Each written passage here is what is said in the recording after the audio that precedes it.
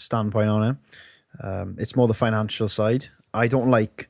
It doesn't sit well with me that people will accredit their success to like Herbalife, and then or like I haven't heard that in a while. or like a brand or like Herbalife. or like a certain product. Like people push like BCAAs. And like, do you know, like they're like shredded, like sort of bodybuilding material, and they're like, oh, that people are like, oh, how did you get so massive? And they're like, well, I took this BCAA, I took this creatine, I took this EAA from this certain company. Oh yeah, by the way, use code da da da da da for 15% off. And then they're sort of playing people into a false sense of reality. Then that if they take these creatines, BCAAs, proteins, EAAs, that they're going to get massive. Well, how many of these people actually take them themselves? Because if you think about it, this is one of the reasons why I think people lie about taking steroids. Because if they give the impression that they have got to this absolutely immense shred of physique naturally, then that is a massive commission for them from the products that they are claiming that got them there. So they're saying, oh, I got here by taking this pre-workout or this pump product or this creatine, this protein, these supplements, this and that, whatever. And if they're like, oh shit, this guy's in mental shit, I need to buy this stuff.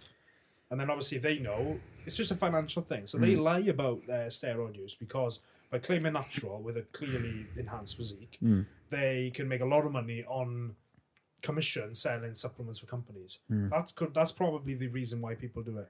I wonder if you find somebody who's a fake natty who isn't selling a product. Yeah, but then you've also got on the other side of that, you've also got the people who want the shortcuts to these gains, because if the ego. Yeah, it's like the ego, because I feel like a financial incentive is a large part of why these people do what they do. They either have like an app they're trying to promote, they have a workout plan they're trying to promote, they're trying to sell you programs for their workout plan. I'll do this workout and you look like this. No, you won't. You're still going to look relatively similar with minor gains. You just haven't taken the extracurricular stuff that I've taken. Now, I just want to say that I'm not against the use of steroids. I wouldn't personally use them myself.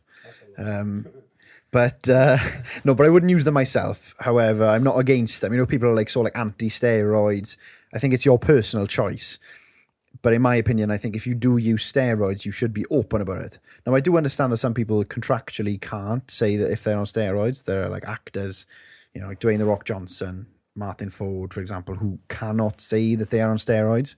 But I think the large sort of consensus is that people know they're not natural. I'm not trying to discredit their physiques. Then again, I don't think Dwayne Johnson is necessarily enhanced. But you think Michael Hearn is natty as well? Yeah. Well, do you know what? My views on that slightly changed. I do look at him now. But, their hard work is incredible. Like, we're not taking that away from them.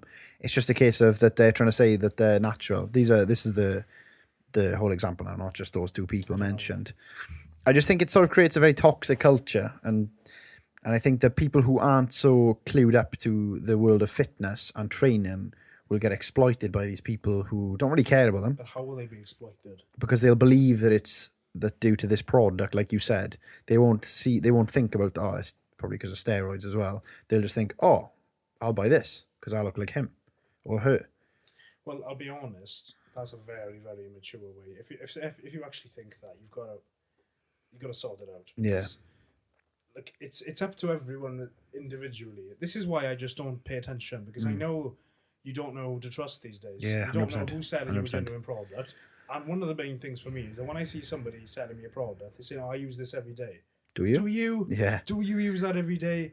Is that the reason why you're in shape? I don't think you use that every day. I think you found the first company that'll give you a deal and say, "Sell this product for us. We'll give you some commission."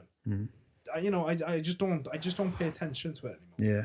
And I think if somebody's there thinking, "Oh, I need to drink that protein shake because that will make me huge." Well, I'm sorry, but that's a naive way to think, and you are then responsible for the consequences. But what I do think, if you want to flip it, is that if you're taking steroids, if you want to take steroids, to echo what you said, go for it, do what you want. But when you take steroids, when you make the decision and you actually take it for the first time, you sign a contract with yourself, and you have and your health. It's not just that, but you have to acknowledge everything. So you have to take credit. You can take credit for all the gains you make, but you've also got to acknowledge the consequences. But a big part of it as well is you have a higher level of responsibility to not take advantage of other people, I think.